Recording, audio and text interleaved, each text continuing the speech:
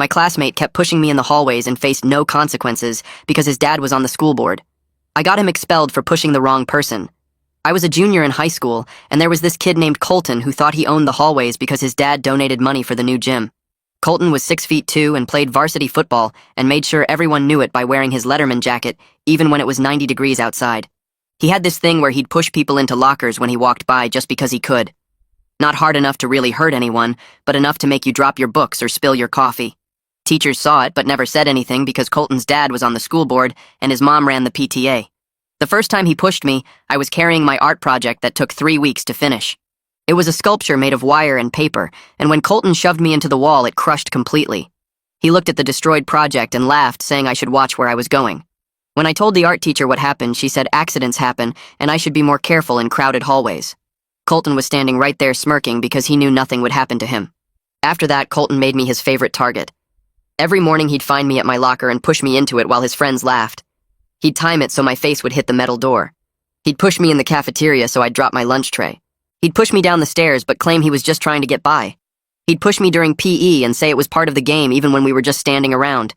He'd push me into puddles on rainy days and into trash cans on regular days. When I complained to the principal, Mr. Ravon said boys will be boys, and maybe I should try to be friends with Colton since we'd probably end up working together someday. Colton's pushing got worse after that because he knew I'd tried to report him.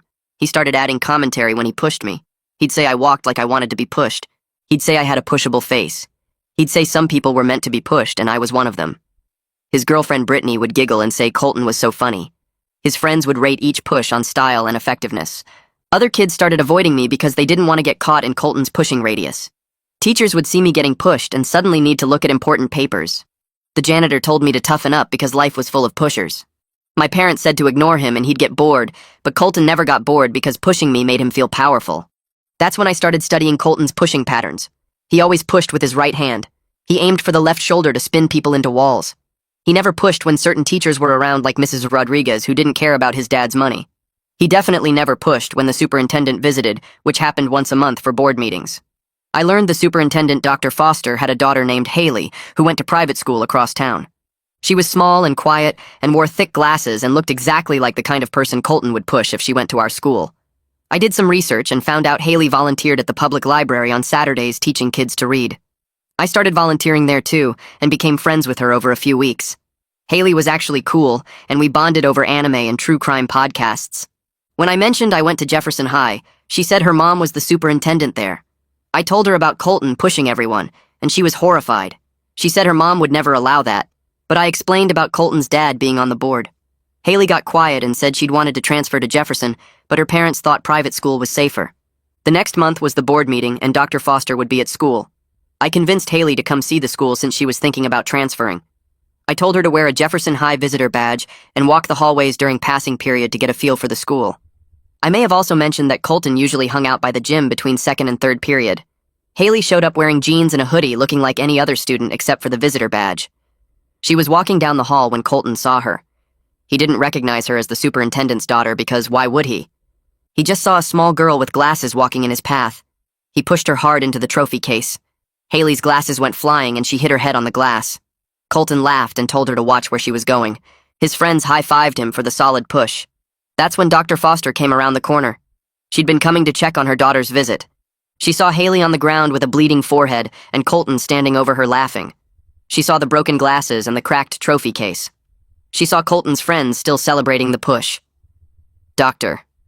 Foster helped Haley up and asked what happened. Colton went white when he realized who Haley was.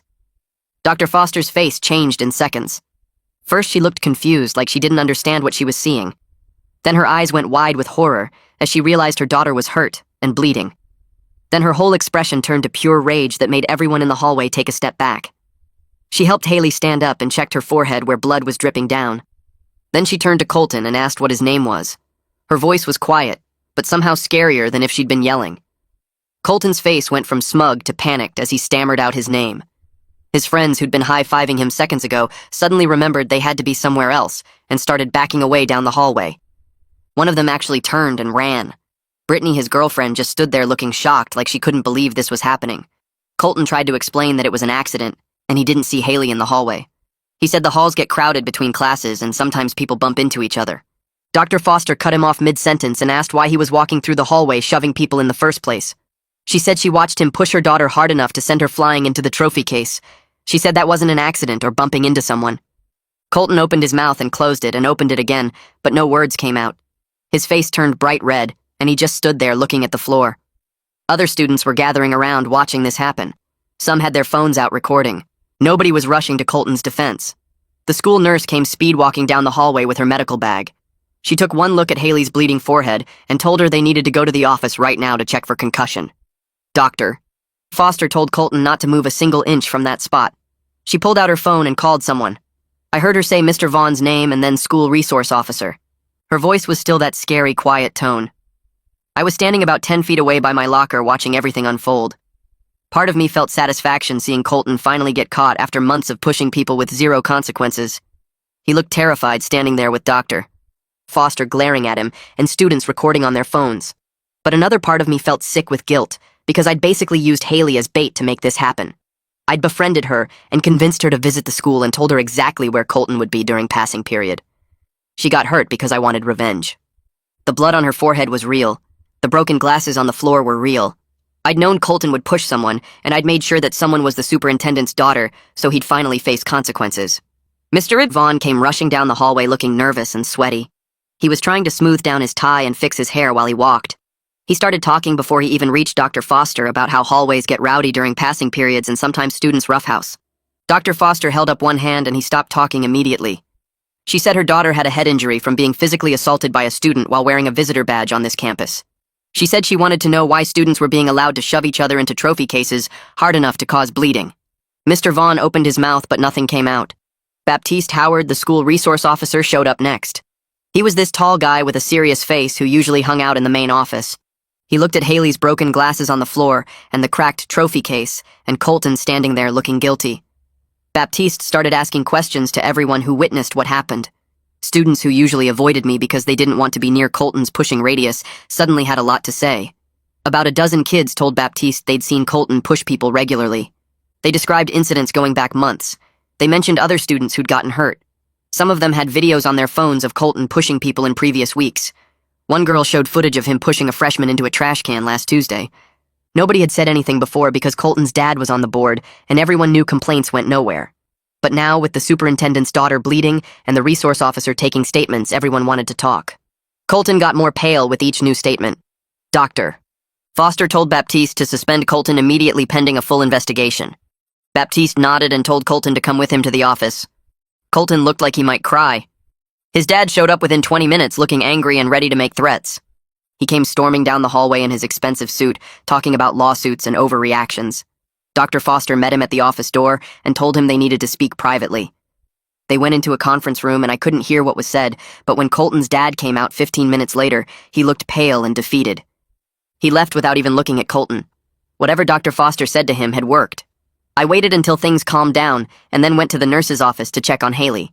She was sitting on the exam table with a small white bandage on her forehead. The nurse was filling out paperwork. Haley looked shaken but okay. She saw me and gave this weak smile. I asked if she was all right and she said her head hurt, but the nurse said she didn't have a concussion. Then she asked me if that guy pushes people all the time. I felt my stomach drop, but I couldn't lie to her face. I admitted Colton had been pushing people for months with no consequences. I told her about my destroyed art project and all the times he'd targeted me and how teachers and Mr. Vaughn had done nothing. Haley got quiet and looked down at her hands. She said she'd almost transferred to Jefferson last month, but her mom thought private school was safer. Now she understood why her mom was so protective about school environments. She said she'd thought her mom was being overprotective, but turns out public schools really did have problems like this. I felt terrible sitting there watching her process what happened. She seemed genuinely shaken and kept touching the bandage on her forehead. I was the one who set this whole thing up. I'd engineered this moment by convincing her to visit during passing period and mentioning where Colton would be. I kept telling myself Colton would have pushed someone eventually anyway. He pushed people every single day. It was only a matter of time before he hurt someone badly enough that consequences happened. But I knew the truth was, I'd specifically planned for him to push the superintendent's daughter, so he couldn't escape punishment this time. I'd used Haley's trust in our friendship to put her in harm's way for my revenge. I left the nurse's office and walked to my next class with my stomach twisting into knots. The hallways felt different somehow, like the air pressure had changed and everyone could sense something major was happening. Students clustered near lockers, whispering and checking their phones. Someone said Dr. Foster had been seen leaving the building with Haley and driving straight to the district office. Another person said Colton got pulled out of third period by Baptiste, and nobody had seen him since. By lunch, the rumors were everywhere, and getting wilder with each telling. Someone claimed Colton got arrested on the spot, which wasn't true because I'd seen him leave with his dad. Another person swore Dr. Foster was calling lawyers to sue the school, which made no sense since she ran the school. But underneath all the wild stories was this current of genuine excitement mixed with disbelief. Kids who'd been pushed by Colton for years were starting to hope that maybe this time would be different. My friend texted me during lunch saying there was going to be an emergency board meeting that evening at 6. She worked in the district office as a student aide and had seen the email go out to all board members marked urgent. I asked how she knew it was about Colton, and she said the subject line was student safety incident requiring immediate action. Word spread fast after that, and by the end of the school day, everyone knew something big was happening. The usual crowd that hung around after school actually left on time because they wanted to go home and ask their parents what was happening with the board. I went home and tried to do homework, but couldn't focus on anything except checking my phone every 5 minutes. My friend started texting me updates around 6:15 when the meeting actually started. She said all 7 board members showed up, which almost never happened for emergency meetings. Colton's dad was there looking angry and defensive, sitting in the front row. Dr. Foster presented first and apparently had photos of Haley's injury, plus statements from multiple witnesses, including Baptiste and several students. My friend said you could hear people in the audience gasping when Dr. Foster showed the pictures of Haley's bleeding forehead and broken glasses. Colton's dad tried to interrupt, saying his son didn't mean to hurt anyone, and it was just an accident in a crowded hallway. But Dr. Foster shut him down immediately and said the security footage showed Colton deliberately pushing Haley when the hallway wasn't even crowded. Then she dropped the real bomb and said this wasn't an isolated incident, and she had documentation of Colton pushing students regularly for at least 2 years. The other board members started asking questions about why this pattern hadn't been addressed before now. My friend texted that things were getting heated, and Colton's dad was turning red in the face. Then Caitlin Rivers, who was the newest board member and didn't owe Colton's dad any favors, stood up and started talking. My friend said Caitlin absolutely destroyed Colton's dad in front of everyone. She talked about how his son had been allowed to create a culture of fear where students didn't feel safe in their own hallways. She said the district's liability insurance would probably drop them if they didn't take immediate action because this was a pattern of behavior that administration knew about and ignored. She pointed out that if Haley's family decided to sue, the district would probably lose, and it could bankrupt the entire school system. Caitlin said every parent in the district deserved to know their kids were safe, and right now she couldn't honestly say that was true. Other board members started piling on, asking why nobody had reported this pattern to them before. Dr. Foster explained that building principals were supposed to handle discipline issues, but clearly that system had failed in this case. Someone asked where Mr. Vaughn was, and Dr. Foster said he'd been instructed to remain available by phone, but wasn't invited to this particular meeting. My friend said Colton's dad looked like he wanted to crawl under his chair and disappear. The board voted unanimously to suspend Colton immediately pending a full investigation into the pattern of behavior. They also voted to bring in an outside investigator to review how the district handled student safety complaints. Colton's dad tried to argue, but got shut down by Caitlin, who reminded him that his son had assaulted the superintendent's daughter on camera, and he should probably stop talking before he made things worse for everyone. The meeting ended around 8, and my friend said people in the audience were actually clapping when the board announced the suspension. I felt this weird rush of satisfaction, knowing Colton was finally facing real consequences, but also this growing guilt about using Haley to make it happen. The next morning at the school felt completely different from any other day I could remember. Teachers were actually standing in the hallways during passing periods watching students instead of hiding in their classrooms. Mr. Vaughn was walking around with this tight expression on his face, telling people to slow down and keep their hands to themselves. Students were moving through the halls carefully like they were afraid of getting in trouble for the first time ever. Everyone was talking about the board meeting and what it meant for Colton. Some kids were celebrating openly, saying he finally got what he deserved. Others looked nervous, like they were worried about getting caught for their own bad behavior now that the rules were actually being enforced. Colton's friends were nowhere to be seen near their usual spots by the gym. I saw them scattered around campus individually, looking uncomfortable and avoiding eye contact with anyone who might ask about Colton. Brittany was sitting with a completely different group of girls at lunch, and when someone asked about Colton, she loudly announced that she'd broken up with him over text last night. She started telling everyone that she'd always thought the pushing thing was mean, but felt pressured to go along with it because Colton was her boyfriend. Other kids who used to laugh at Colton's pushes were suddenly acting like they'd never found it funny and had always felt bad for his victims. It was amazing how fast people turned on him once it was safe to do so. I was walking to fourth period when Mrs. Rodriguez appeared next to me in the hallway. She didn't say anything at first, just fell into step beside me like we were going to the same place. Then she gave me this look that made my stomach flip, because it was knowing and complicated. She squeezed my shoulder as she walked past, and I swear she had this tiny smile like she'd figured out exactly what I'd done and respected the strategy even if she couldn't say so out loud. That afternoon, the investigation started expanding beyond just what happened to Haley. An announcement went out during last period saying any student who had experienced or witnessed physical harassment should report to the guidance office to give a statement. The line outside the guidance office stretched down the hallway. Kids were actually coming forward with stories about Colton pushing them over the past 2 years. Some of them had injuries that needed doctor visits, but their parents had been told by Mr. Vaughn that it was just roughhousing and accidents happen. One girl I barely knew came up to me after school and showed me documentation her mom had kept. She had photos of a badly sprained wrist from last spring when Colton pushed her into a doorframe during passing period. Her parents had complained to Mr. Vaughn, who told them kids roughhouse and Colton didn't mean anything by it. Now she was taking all that documentation to the district office because apparently the outside investigator wanted to see everything. More stories kept coming out over the next few days. A sophomore had gotten a concussion when Colton pushed him down the stairs. A freshman had chipped a tooth when Colton shoved her face first into her locker. A junior had twisted his ankle badly when Colton pushed him during PE class. All of them had complained to teachers or administrators, and all of them had been told to toughen up, or that boys will be boys, or that it was just an accident. The district's insurance company got involved because of all the potential liability claims. They sent someone to review security footage and apparently found dozens of incidents showing Colton pushing students with teachers or staff members visible in the background doing absolutely nothing. The insurance investigator compiled a report showing that adults witnessed Colton's behavior regularly and failed to intervene or document it properly. That report went to the board and to Dr. Foster, and suddenly everyone in administration was very concerned about proper incident reporting procedures. Mr. Vaughn got called into a meeting with Dr. Foster and the board that lasted 3 hours. When he came out, he looked shaken and pale like someone had threatened his entire career. After that meeting, he started being extremely concerned about student safety and made announcements about proper hallway behavior and reporting procedures. He personally stood in the hallways during every passing period, watching students and writing up anyone who so much as bumped into someone else. Teachers who'd ignored Colton's pushing for months were suddenly hyper-aware of any physical contact between students and filing incident reports for everything. The whole culture of the school shifted in less than a week from ignoring problems to documenting every tiny issue. Colton's suspension stretched from days into weeks while the district's legal team reviewed everything. His dad stopped showing up to board meetings and then sent a resignation letter that cited family commitments and business obligations. Everyone knew the real reason was damage control, because having his son expelled while he sat on the board would make the district look even worse in potential lawsuits. The resignation got accepted immediately, and suddenly there was an open board seat that nobody wanted to talk about.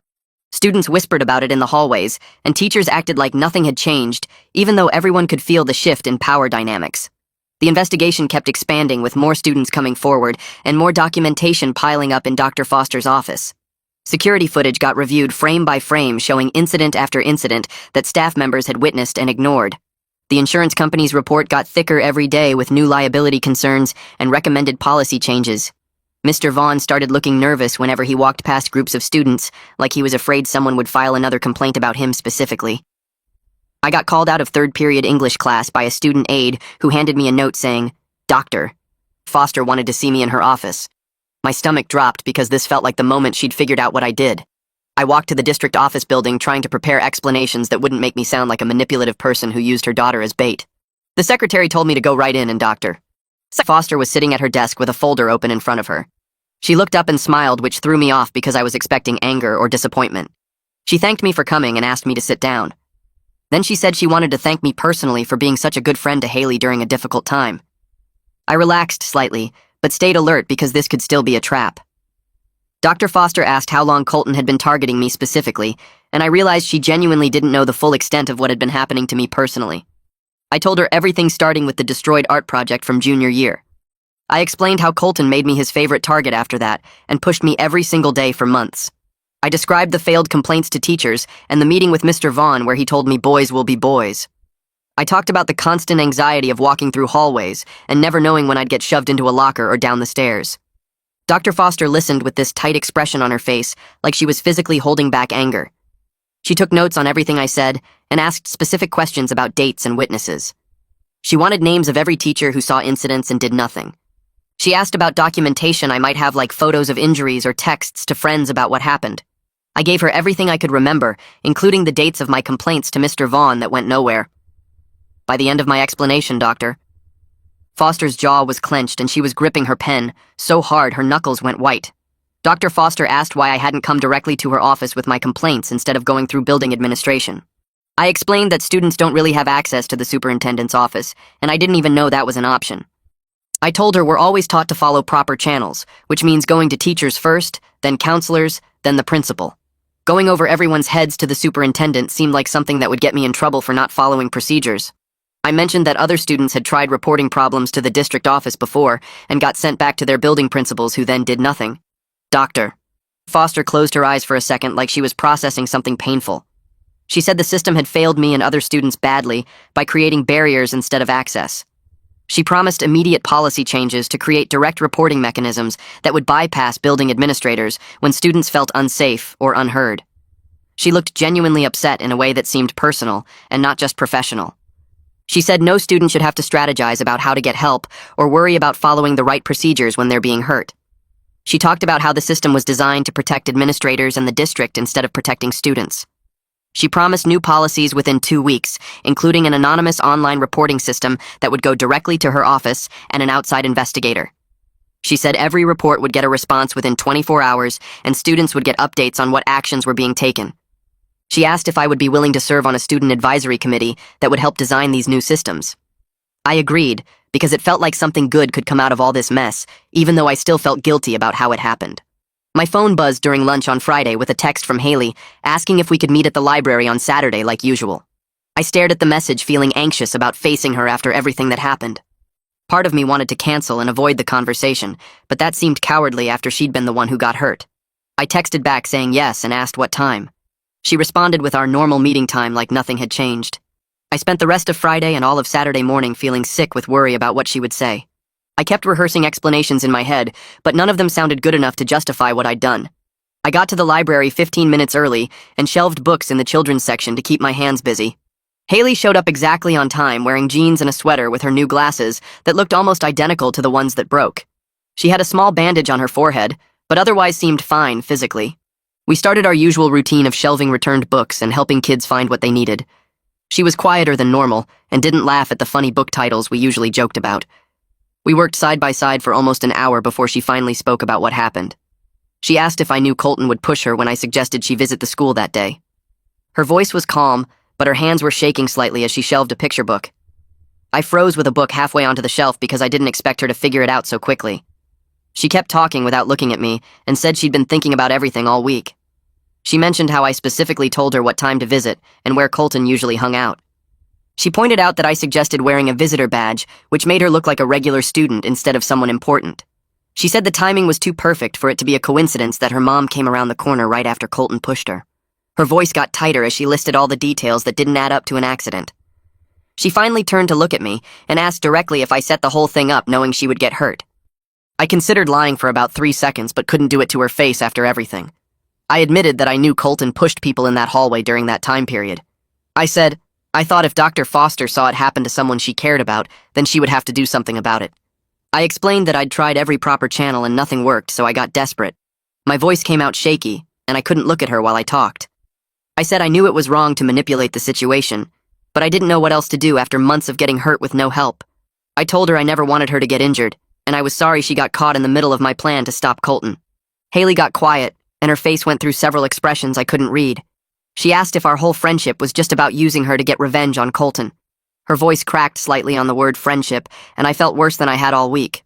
I swore that wasn't true, and our friendship was completely real from the start.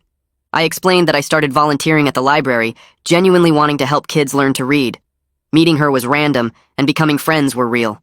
I admitted that once I knew who her mom was, I did take advantage of the situation, but everything before that moment was honest. I said I valued our friendship and hated that I damaged it by being manipulative. I told her she had every right to be angry and never talk to me again, but I wanted her to know the friendship itself was never fake. Haley closed the book she was holding and placed it carefully on the shelf. She looked at me with this expression I couldn't quite read and said she needed time to think about whether she could trust me anymore. Her voice stayed calm, but I could see her hands shaking slightly as she picked up her backpack. She walked toward the library exit without looking back, and I just stood there between the shelves feeling completely frozen. The automatic doors slid open, and she disappeared into the parking lot. I sat down on the floor right where I was standing because my legs suddenly felt too weak to hold me up. The children's section was empty since it was late afternoon, and the reading program had ended an hour ago.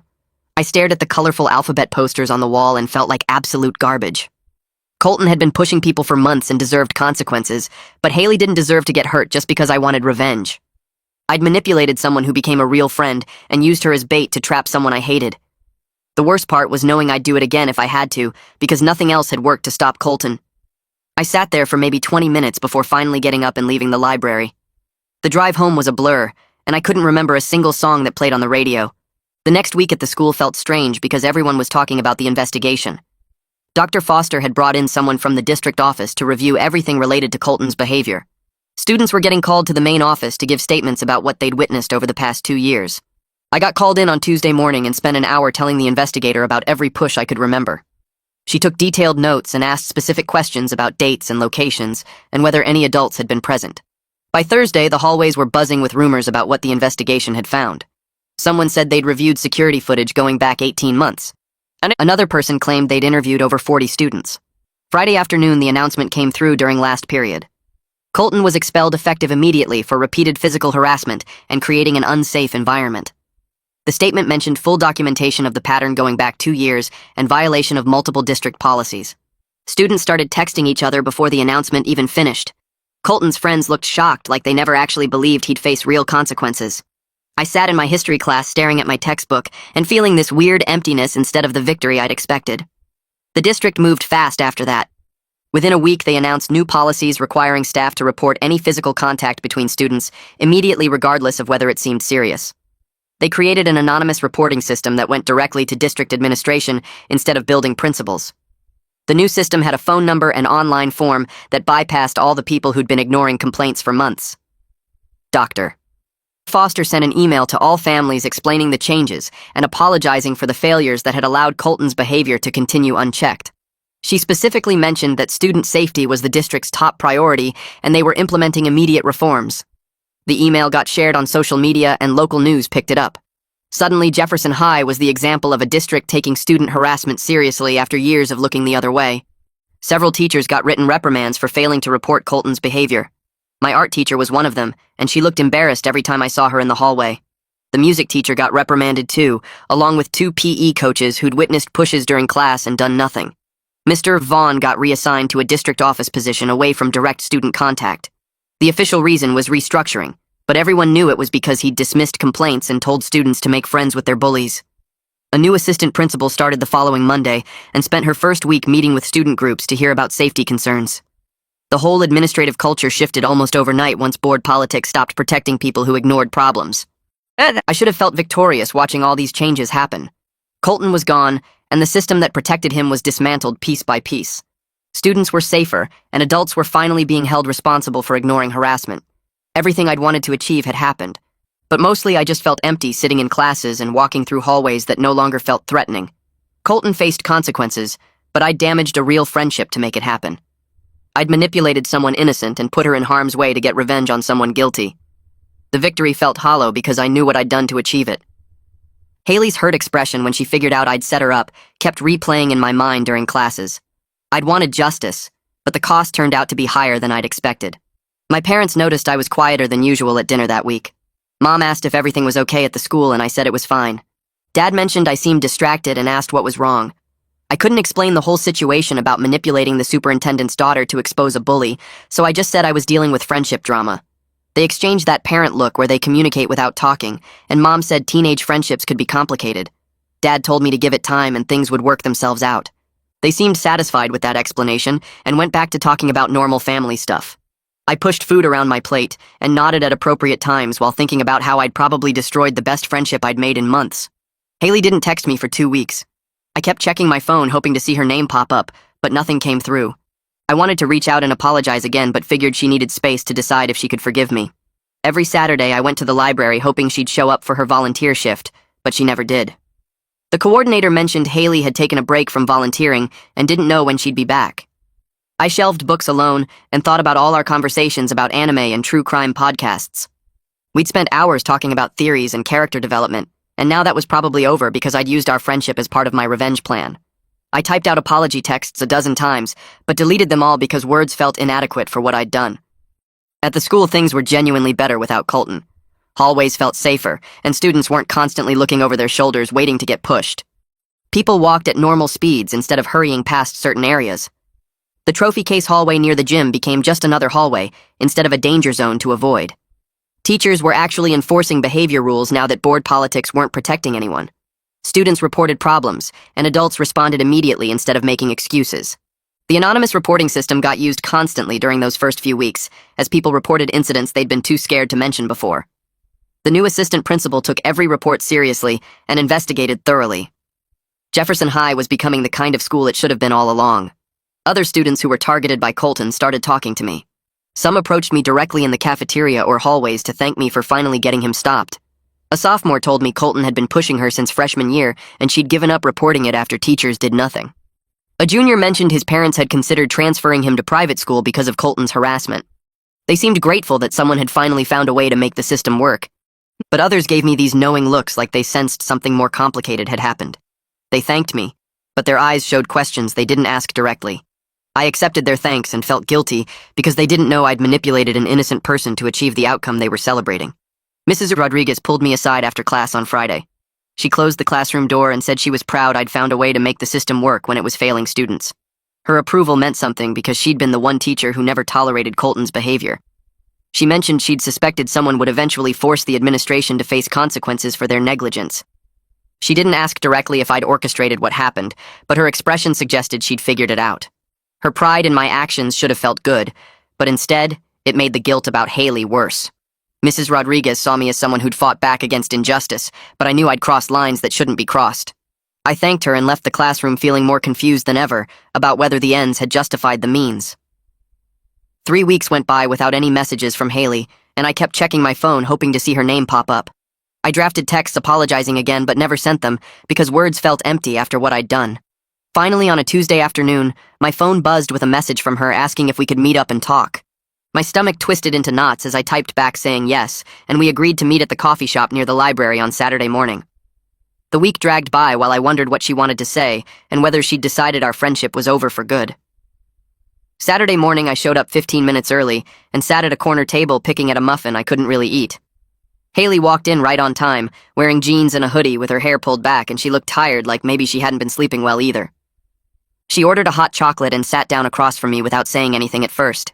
I waited for her to start talking because this was her meeting, and I didn't want to make things worse by saying the wrong thing. She stirred her drink for a while, then looked up and said she'd been really angry about being used as part of my plan against Colton. Her voice was steady, but I could hear the hurt underneath it. She said she understood why I felt desperate enough to do what I did, but she wanted to know if I'd considered any other options before involving her.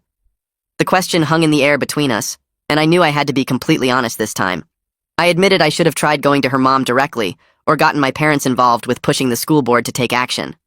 I told her I took the manipulative route because I was angry and wanted Colton to face immediate consequences instead of going through proper channels that might take forever or lead nowhere.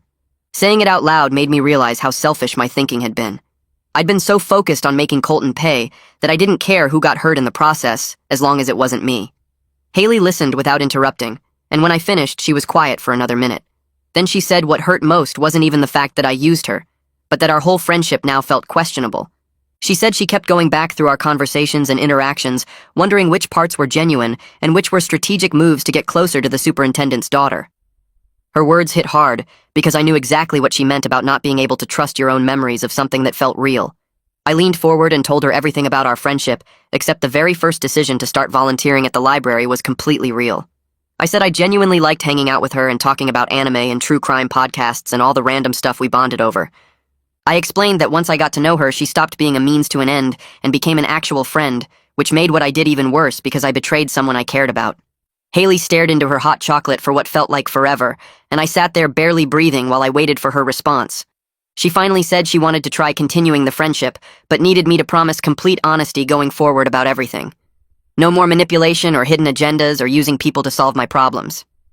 I agreed immediately and apologized again for betraying her trust and putting her in danger just to get revenge on someone who deserved consequences, but not that way.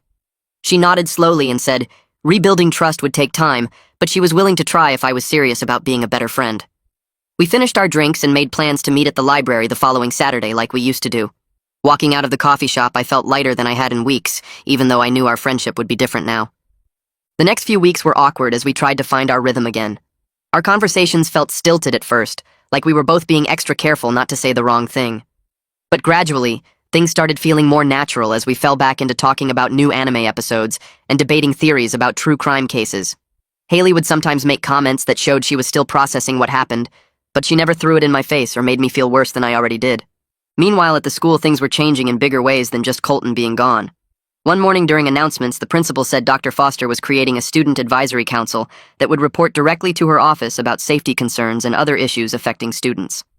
The announcement said she wanted students from different grades who could represent various perspectives and experiences. After school that day, I got called to the main office and my heart started racing, thinking maybe I was in trouble for something. Instead, Dr. Foster was sitting in the conference room with some papers spread out in front of her. She asked if I'd be interested in joining the advisory council, since I had first-hand experience with how the system failed students who tried to report problems. And I said yes immediately because maybe this was a way to help fix things properly, instead of through manipulation and revenge schemes. She smiled and said the first meeting would be next week, and she was counting on council members to be honest about their experiences, even when it meant criticizing how the school handled situations. The first advisory council meeting happened on a Wednesday after school in the library conference room. There were about 12 students from different grades, including some seniors I recognized from the hallways, and a few freshmen who looked nervous to be there. Dr. Foster started by explaining she wanted to create better systems for reporting harassment and bullying after realizing how badly the school had failed students like me. She said the council's job was to share experiences and develop recommendations that would actually work, instead of just looking good on paper. One by one, students started talking about their experiences with unreported harassment and bullying that went way beyond just Colton. A sophomore girl described a group of seniors who cornered her in the bathroom and made fun of her weight every day for months, while teachers walked past and did nothing. A junior guy talked about being shoved into lockers by football players who thought it was funny to target smaller students. A freshman shared how she got sexually harassed in the hallways, and when she reported it, the assistant principal asked what she was wearing that day. Listening to all these stories was eye-opening because I'd thought Colton was the main problem, but really he was just one symptom of a much bigger issue. The school had created a culture where students with money or athletic status could do whatever they wanted while everyone else had to just deal with it. Over the next several meetings, we worked on developing specific recommendations for better reporting systems that wouldn't get buried by building administrators who didn't want to deal with problems. We suggested an anonymous online form that went straight to Dr. Foster's office instead of through principals or assistant principals who might have reasons to protect certain students. We recommended mandatory training for all staff about recognizing and responding to harassment instead of just looking the other way.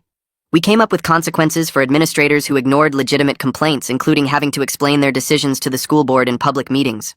Dr. Foster took notes on everything we suggested and asked questions about what would actually make students feel safe reporting problems. She didn't dismiss our ideas or tell us we didn't understand how schools worked. Instead, she treated us like we had valuable insights because we were the ones living with the consequences of the broken system. By the end of the semester, she'd started implementing changes district-wide based on our recommendations. The anonymous reporting system went live and started getting used constantly as students reported incidents they'd been too scared to mention before. Right before winter break, I heard through some former classmates that Colton's family was moving to a different district. Apparently, his dad found a job in another city, and they were leaving over the holiday. One of his old friends mentioned Colton would be enrolling in a private school where his dad's money and connections still had influence. Part of me felt satisfied knowing he had to leave and start over somewhere new without his reputation protecting him. But another part worried he'd just become someone else's problem at a school where administrators might be even more willing to look the other way for the right price. At least he wasn't my problem anymore, and Jefferson High could move forward without the constant threat of getting pushed into lockers or trophy cases. The hallways felt different now, with students walking at normal speeds instead of hurrying past danger zones. Teachers were enforcing rules they'd ignored for years. The culture was shifting from protecting bullies to actually supporting students who spoke up about problems. It wasn't perfect, and there were still issues to address, but things were genuinely better than they'd been in a long time. I knew the changes came at a cost, though, because I'd manipulated someone innocent to force the system to work, and that knowledge would stick with me, even as Jefferson High became a safer place for everyone else. Right before winter break, Haley texted me asking if we could meet for coffee. We sat in a booth at the place near the library, and she stirred her drink for a while before speaking. She said she'd been thinking about transferring to Jefferson for second semester. I asked if she was sure because the whole incident was still pretty fresh. She nodded and explained that watching her mom actually fix things instead of just talking about them made her want to be part of that change. She said private school felt safe but also isolated from real problems. At Jefferson, she could see the improvements happening and maybe help keep them going. When second semester started, Haley showed up on the first day wearing jeans and a Jefferson hoodie. Seeing her in the hallways felt strange because every time I looked at her, I remembered setting up that moment with the trophy case. She joined my friend group at lunch and everyone liked her immediately. She was funny and easy to talk to and genuinely interested in what people had to say. By the end of the first week, it felt like she'd always been there. The Student Advisory Council met every month in Dr. Foster's conference room. We'd grown from the original 6 students to about 15 as word spread that Dr. Foster actually listened to what we said. Students started bringing up issues beyond physical harassment. Someone mentioned teachers who made racist comments disguised as jokes. Another person talked about the lack of accommodations for students with learning differences. A girl shared how the dress code targeted female students way more than male students. Dr. Foster took notes on everything and assigned staff members to research solutions. She never dismissed concerns or said we were being too sensitive. Instead, she treated every issue like it mattered because it affected students. One afternoon, I was walking to my locker between classes and realized I wasn't scanning the hallway for threats. For months, I'd been constantly aware of who was around me and where the nearest escape route was. The anxiety had become so normal I didn't notice it until it was gone. I could focus on my own thoughts instead of tracking everyone's movements. I could walk at a normal pace instead of hurrying to avoid dangerous spots. The mental energy I'd been using to stay safe was suddenly available for other things. My old art teacher retired at semester, and the replacement was younger and actually seemed to care about student work. On the first day, she announced that any damage to projects should be reported immediately, and she'd investigate what happened. She said art takes time and effort and deserves respect. I started a new sculpture using wire and colored glass. Every day I worked on it, I felt confident it would still be there the next morning. Nobody was going to push me into it or destroy it for fun.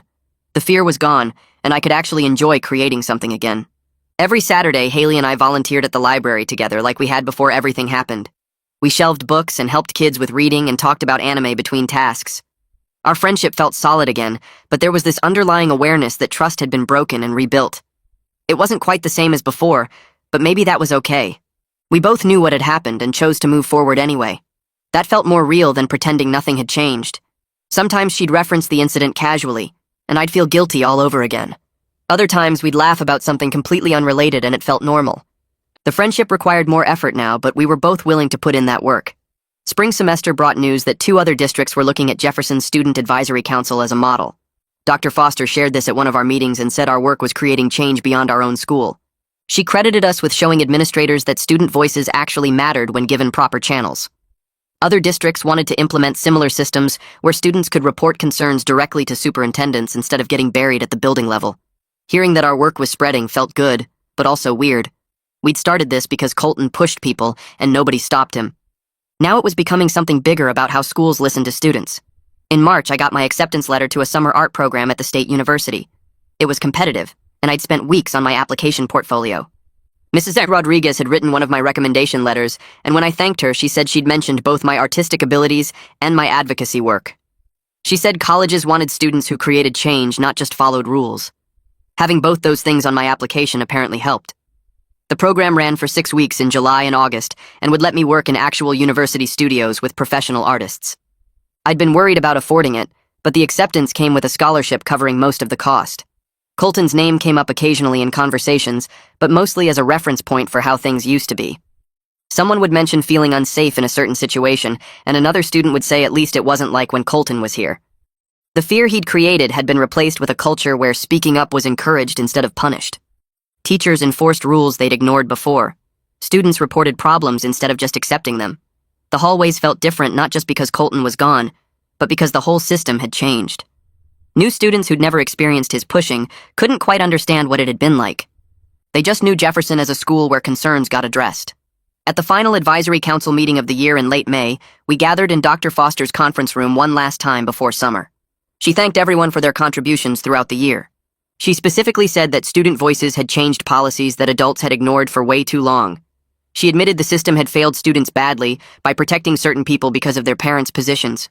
She said the changes we'd helped create weren't perfect, but they were real and measurable. Incident reports were up because students actually trusted they'd be taken seriously. Staff training had improved. The anonymous reporting system was used regularly. Other districts were copying our model. She looked around the room and said she was proud of what we'd accomplished together. Several students had tears in their eyes, including me. We'd started this because one person got away with hurting people for years. Now we'd built something that might prevent that from happening to others. After the final meeting wrapped up, Haley and I grabbed coffee at the place near school where we'd been going since she transferred. She pulled out her phone and showed me this true crime podcast convention happening in August at a hotel downtown. It had panels about unsolved cases and famous detectives, and even a workshop on starting your own podcast. We'd been talking about going for months but kept putting it off because of school stuff. She said we should finally do it now that summer was here, and we actually had time. I agreed immediately because it sounded perfect, and we both needed something fun to look forward to after the intense year we'd had. Haley started laughing and said, maybe we should start our own podcast about what happened with Colton and the school board. She suggested calling it Institutional Failure and Teenage Revenge Schemes, which made me laugh too, even though part of me felt uncomfortable joking about it. She said we could do a whole episode breaking down how systems protect bullies and what happens when students have to take matters into their own hands. I knew she was mostly kidding, but there was this edge to her voice that reminded me she still carried some anger about being used as part of my plan, even though she'd forgiven me. We spent the rest of the afternoon planning out the convention weekend and which panels we wanted to hit and where we'd eat between sessions. It felt normal and good, like our friendship had finally gotten past the worst of the damage I'd caused. Walking home later, I kept thinking about how things had turned out. Colton was gone and facing real consequences for the first time in his life.